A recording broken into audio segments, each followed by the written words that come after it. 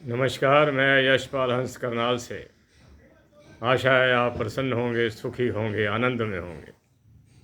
ईश्वर आपकी समस्त शुभ मनोकामनाएं पूरी करे। शुभ मनोकामनाएं, वो मनोकामनाएं पूरी ना करे जो पूर्ण करने के योग्य नहीं होती।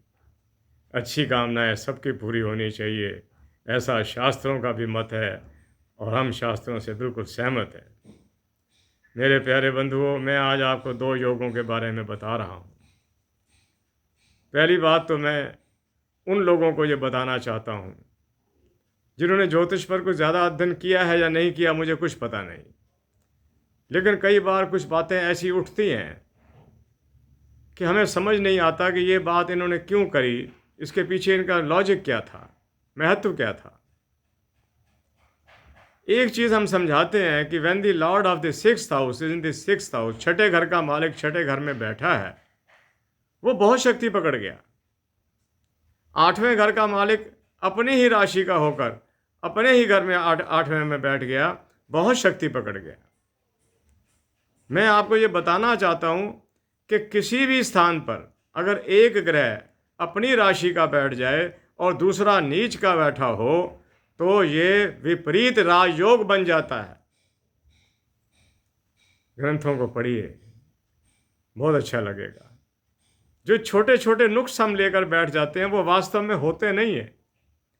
अब एक कुंडली देखी जिसमें नवम भाव का स्वामी, दशम भाव का स्वामी नवम के साथ स्थान परिवर्तन कर रहा है, नवम दशम के साथ कर रहा है, तो कुंडली में बुराइयां रह कहां गई जब सारा कुछ ही वो ठीक दे रहा है। ये तो हमारी अपनी सोच हो गई, या कुछ हमने ऐसा पढ़ा जिसको हम मिलान नहीं कर पाए, समझ नहीं पाए, और हमने उस कुंडली पर उसको इम्प्लीफाई कर दिया, उस पर लागू कर दिया उसे।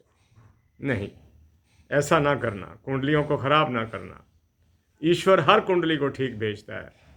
आप ये देखते हो ना, हर व्यक्ति कपड़े भी पहन रहा है, रोटी भी खा रहा है, गृहस्थ भी निभा रहा है, बच्चों के विवाह भी कर रहा है, तो हम ये कहें जिसकी कुंडली खराब है, खराब कैसे हो गई? कुछ ना कुछ तो अच्छा होगा उसके अंदर, कुछ ना कुछ तो ऐसा होगा जिसके आधार पर ईश्वर ने उसे जन्म भी दिया, मनुष्य की जूनी भी दी। तो समझिएगा बात को, कंडेम मत कीजिए। किसी भी चीज़ को कंडेम करना बड़ा आसान है, किसी भी चीज़ का निर्माण करना मुश्किल है। आगे चलता हूँ। मैंने आज सार्वभौम योग के बारे में आपसे बात करनी थी। सार्वभौम योग बड़ा आसान योग है। वैसे तो आसान हमें लगते हैं क्योंकि हम 40 वर्ष से इस क्षेत्र के अंदर हैं। अगर 5वें घर का मालिक, एक ट्राइन का मालिक, नवम भाव दूसरे ट्राइन का मालिक कहीं इकट्ठा हो जाए और साथ में उनका कोई शुभ मित्र ग्रह बैठ जाए, सार्वभौम योग लगता है। सार्वभौम योग का व्यक्ति अपने जीवन के हर क्षेत्र में उन्नति करता है, हर क्षेत्र में उन्नति करता है। आपने देखा होगा कईयों की उन्नति करने की स्पीड बड़ी स्लो होती है, ऐसे लोगों की उन्नति करने की स्पीड बड़ी फास्ट होती है। सार्वभौम, हर जगह भौम, सूर्य का प्रकाश। याद रखिएगा, दोनों त्रिकोणों का मालिक अगर अपने किसी मित्र ग्रह के साथ केंद्र में बैठ जाए, लगन में बैठ जाए, या किसी अच्छी जगह पर चला जाए तो सार्वभौम इज फॉर्म्ड, बन जाता है। आगे चलता हूँ। आज मैं आपको एक और ग्रह के बारे में बताता हूँ जिसका नाम अंशावतार है। ये बहुत इंपॉर्टेंट है। अंश के अंदर, घन परिवार के अंदर एक अवतार के रूप में आना। आपने देखा होगा कि परिवार सामान्य होता है। सामान्य का मेरा मतलब ये कि बस गुजारा चल रहा होता है। एक बच्चा ऐसा पैदा होता है जो बड़ा होते होते तक सबकी दरिद्रता को निकाल देता है। उसकी बुद्धि इतना तीव्र काम कर रही होती है कि वो जिस काम में भी हाथ डालता है उसमें उन्नति करता चला जाता है। ये दूरगामी परिणाम होते हैं। वैसे मैंने देखा है ऐसे लोगों की कुंडली के अंदर बृहस्पति और बुध और शुक्र तीनों बड़े अच्छे होते हैं। इसने क्या लिखा है पराशर जी की ग्रंथ ने? पराशर जी लिख रहे हैं कि अगर ऐसा व्यक्ति की कुंडली के अंदर बृहस्पति और शुक्र इकट्ठा हों और अपने किसी मित्र ग्रह के साथ अच्छी जगह पर चले जाएं। अब अच्छी जगहें कौन सी हैं? जो तो लगन है, चतुर्थ है, पंचम है, नवम है, दसम है। एकादश को भी लीजिए आप, मैं तो तीसरे को भी ले लेता हूँ कि तीसरा घर पुरुषार्थ का घर है। जो व्यक्ति पुरुषार्थ पर बल देगा उसे जीवन में कभी कमी नहीं आ सकती। पुरुषार्थ हमारे जीवन का एक छुपा हुआ रहस्य है। जितना कोई व्यक्ति पुरुषार्थ करेगा उतनी उन्नति करता चला जाएगा। यहाँ वो कह रहे हैं पराशर जी, अगर बृहस्पति और शुक्र इकट्ठा हों और साथ में कोई मित्र ग्रह हो, मित्र ग्रह बुद्धि है उनका, चंद्रमा है, सूर्य है, शुक्र का तो सूर्य नहीं है, ये बैठने से व्यक्ति अगर अति दरिद्र या अति सामान्य घर में भी जन्मे तो अपने घर को वो 4 चांद लगा देता है। इसीलिए इसको अंशावतार कहा गया, अंश को अवतार लगा देना। मेरे प्यारे बंधुओं, चंद्रमा को हम कई रूप से लेते हैं। चंद्रमा है जी, जल का मालिक है जी। अरे साहब, अगर ये तीसरे घर के अंदर मेरे भगवान बैठ जाए, नवम भाव में बैठ जाए, व्यक्ति को आदर्शवादी बना देगा।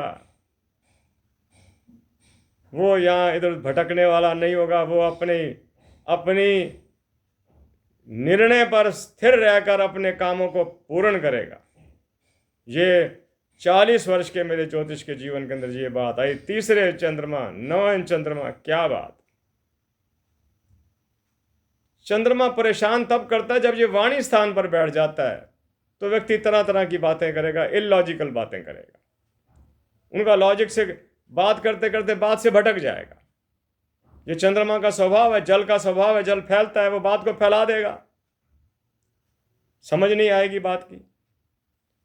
तो मेरे बंधुओं, मेरी इच्छा होती है कि मैं थोड़ी देर के लिए आपसे बात करूं। और जब से आपने मुझे सब्सक्राइब करना ज़्यादा शुरू किया है और लाइकिंग देनी बहुत ज़्यादा शुरू की है, मैं आपको हाथ जोड़कर प्रणाम करता हूं। मेरे लिए ये इज़्ज़त की बात है, मेरे लिए ये सम्मान की बात है। आपके द्वारा दिया हुआ सम्मान मैं सर माथे पर लगाता हूं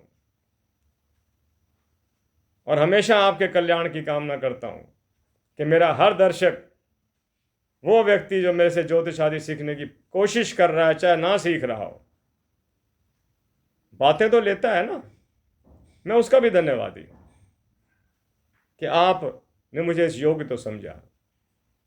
वरना प्राणी में क्या फर्क है? कोई फर्क नहीं है, सोच का ही फर्क है बस।